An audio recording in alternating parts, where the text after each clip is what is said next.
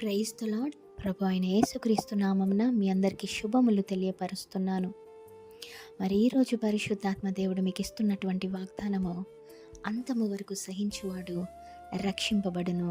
ఆమేన్. మరి కొంతమంది దేవుడు వారి జీవితాలలో చేసినటువంటి మేలులను బట్టి దేవుణ్ణి సొంత రక్షకుడుగా అంగీకరిస్తారు.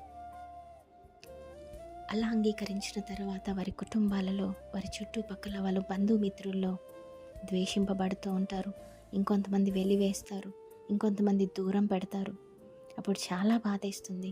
అయినప్పటికీ పర్వాలేదండి, వారందరికంటే గొప్పవాడు నీవు నమ్ముకున్న నీ దేవుడు. మరి ఇంకొంతమంది ఉంటారు, దైవ సేవకులను దూషిస్తూ ఉంటారు, ద్వేషిస్తూ ఉంటారు, వారి కుటుంబాల మీద టార్గెట్ చేస్తూ ఉంటారు, ట్రోల్స్ చేస్తూ ఉంటారు. కోర్స్ ఎవరో ఒక చిన్న పొరపాటు చేసి ఉంటారు, వారు కూడా మనుషులే.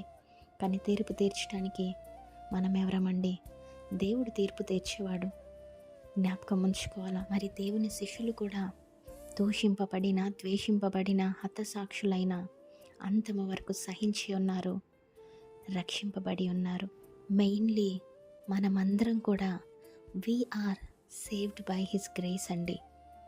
దేవుని కృప వలన మాత్రమే మనము రక్షింపబడి ఉన్నామని లేఖనము సెలవిస్తూ ఉంది. అంతము వరకు సహించిన వారు రక్షింపబడతారు. ఆమేన్. Praise the Lord. Have a great day.